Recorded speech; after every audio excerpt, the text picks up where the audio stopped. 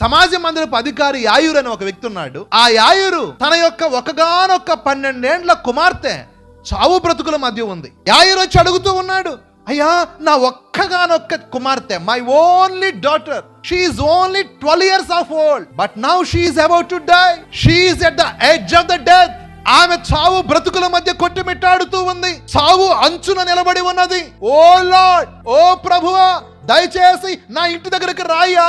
అప్పుడే ప్రభువు గెరాసీనుల దేశంలో ఆ యవనస్తుడు దెయ్యము పట్టినటువంటి దురాత్మ చేత బాధింపబడుతున్నటువంటి ఆ యవనస్తుడిని బాగు చేసి ఆ వ్యక్తిని అక్కడ దెకపోలిలో సాక్షిగా నిలిపి ఆ వ్యక్తి జీవితంలో తన యొక్క కార్యాన్ని జరిగించి ఆ వ్యక్తిని అక్కడ సాక్షిగా చేసి దోణి ద్వారా కపెర్నౌముకు వచ్చేసాడు. కపెర్నౌముకు వచ్చిన తర్వాత ఇమీడియట్ గా ప్రభు అలా పడవ దిగాడో లేదో, ప్రభు అలా దోణి దిగాడో లేదో, వెంటనే ఒక పని వచ్చేసింది. యాయూరు తన ఇంటికి రమ్మని ప్రభువుని బతిమలాడుతూ ఉన్నాడు. దేవుని బిడ్డలారా, దేవుని యొక్క సేవకులుగా, దేవుని యొక్క పని వాళ్ళంగా మనకి ఇలాగే పని మీద పని ఉండాలండి. ప్రభు అలా దిగాడో లేదో ఆయన కొరకు ఎదురు చూస్తూ ఉన్నాడు యాయూరు.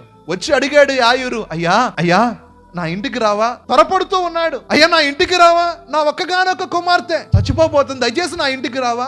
వెంటనే ప్రభు వస్తాను పద అని యాయూరుతో చెప్పాడు. యాయూరు సమాజ మందిరపు అధికారి. సమాజ మందిరం అంటే ఇప్పటి కాలంలో మనకు ఒక మందిరము గ్రామంలో వీధిలో ఎలాగైతే ఉండేయో ఆ రోజుల్లో ఎక్కడ 10 మంది యూదులు ఉండేవాళ్ళు, మినిమం 10 మంది యూదులు ఉంటే వారు ఒక సమాజ మందిరాన్ని కట్టుకోవాలని ఆలోచన చేస్తూ ఉండేవాళ్ళు. 10 కుటుంబాలు ఉంటే, 10 యూదా కుటుంబాలు ఉంటే వారు ఒక సమాజ మందిరాన్ని కట్టుకునేవాడు. ఒక్కొక్కసారి ఆ సమాజ మందిరంలో 10 కుటుంబాలే కాకుండా 100 కుటుంబాలు, 400 కుటుంబాలు కూడా వెళ్తూ ఉండే. అలాంటి కూడికలు, అలాంటి ప్రార్థనలు, విజ్ఞాపనలు చేసేటువంటి ఆ సమాజ మందిరపు అధికారి యొక్క కుమార్తె ఇక్కడ చావు బతుకుల మధ్య ఉంది. యాయూరు ఎప్పుడైతే బతిమలాడాడో ప్రభువు అంతే వేగముగా యాయూరు యొక్క ఆతృతకి, యాయూరు యొక్క అవసరానికి స్పందించి పద యాయూరు అన్నాడు. వెంటనే యాయూరు వెళుతూ ఉన్నాడు. ప్రభువా, ఇదిగో ఆవిదయ్యా అని ప్రభువు ఆ దోణి దిగిన దగ్గర నుంచి యాయూరు ఇంటికి వెళ్ళేటువంటి హడావుడిలో ఉన్నాడు, ఆ మార్గంలో ఉన్నాడు. ఈ లోపు యాయూరు చెవిలో ఒక మాట పడబోతూ ఉంది. యాయూరు యొక్క చెవిలో ఒక మాట పడబోతుంది. ఆ మాట ఏంటో తెలుసా అండి? యాయూరు, బోధకుణ్ణి శ్రమ పెట్టవద్దు, నీ కుమార్తె చనిపోయింది. ఆ మాట ఆయన చెవిలో పడబోయేటువంటి ఇంకొక 10 నిమిషాలలో, ఇంకొక 5 నిమిషాలలో ఆ మాట యాయూరు చెవిలో పడిద్ది అనంగా ప్రభు ఈ ప్రశ్న అడుగుతూ ఉన్నాడు. ఏ ప్రశ్న? నన్ను ముట్టుకుంది ఎవరు? నన్ను తాకింది ఎవరు? ప్రభావము నాలో నుంచి బయలు వెళ్ళింది. Someone has touched me.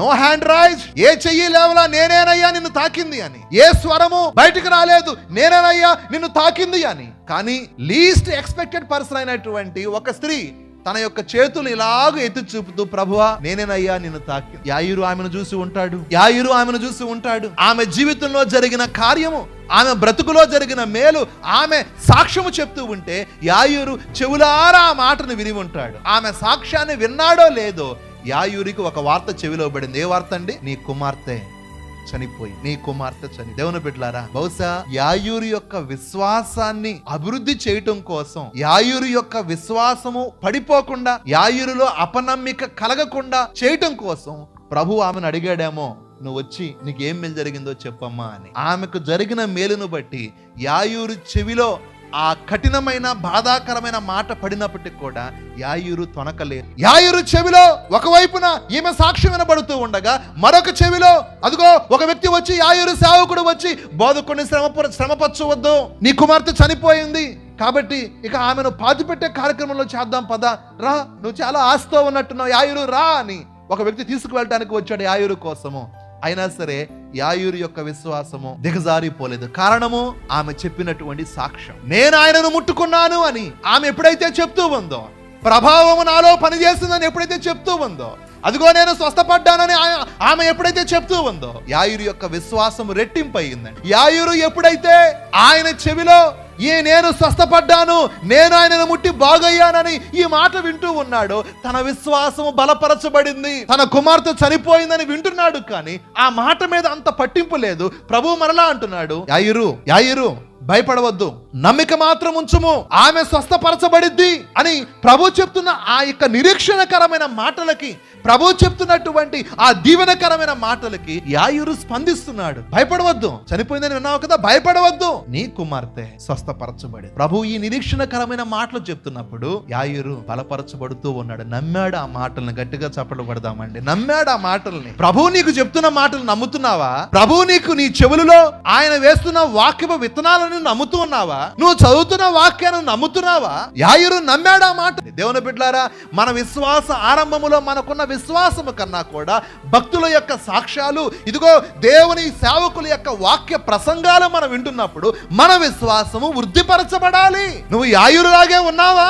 ప్రసంగాలు వినంగా వినంగా నీ విశ్వాసం వృద్ధి అవుతుందా, లేకపోతే ప్రసంగాలు వినంగా వినంగా నీ విశ్వాసము కూలిపోతుందా, తగ్గిపోతుందా? కోటాలో కూర్చునే ఉంటారు. ఆయా సేవకుల ద్వారా ఏదో ఒక సమయంలో ఆ హృదయం మీద దేవుని యొక్క వాక్యపు కిరణాలు, దేవుని యొక్క నీతి సూర్యుని యొక్క కృపా కిరణాలు పడుతూనే ఉంటాయి. బట్ గట్టి పడిపోతూ ఉంటారు కొంతమంది. బ్రదర్, యాయూరును చూడు, యాయూరును గమనించు. ఈరోజు ప్రభు ఎవరికి అవసరమని ఆలోచన చేస్తూ ఉంటే, దేవుని బిడ్డలారా, ప్రభువు క్రైస్తవులు అని పిలువబడుతున్నటువంటి మనకి ఇంకా ఇంకా ఎక్కువ అవసరం. ఎందుకంటే ఆత్మీయత దిగజారిపోయి, విశ్వాసము దిగజారిపోయి, అదిగో ఆత్మ సంబంధమైన చావు బ్రతుకుల మధ్య ఉన్నటువంటి యాయూరు కుమార్తెల లాగా మనలో ఎక్కువ మంది ఉన్నారు. క్రైస్తవులు అని పిలువబడేటువంటి భక్తుల యొక్క సాక్ష్యాలు మనం వింటున్నప్పుడు, భక్తుల యొక్క జీవితంలో జరిగిన కార్యాలు, ప్రభు చేసిన కార్యాల గురించి మనం వింటున్నప్పుడు మనము మన విశ్వాసాన్ని అభివృద్ధి చేసుకోవాలి, మన ఆత్మీయతను మనం బలపరుచుకోవాలి.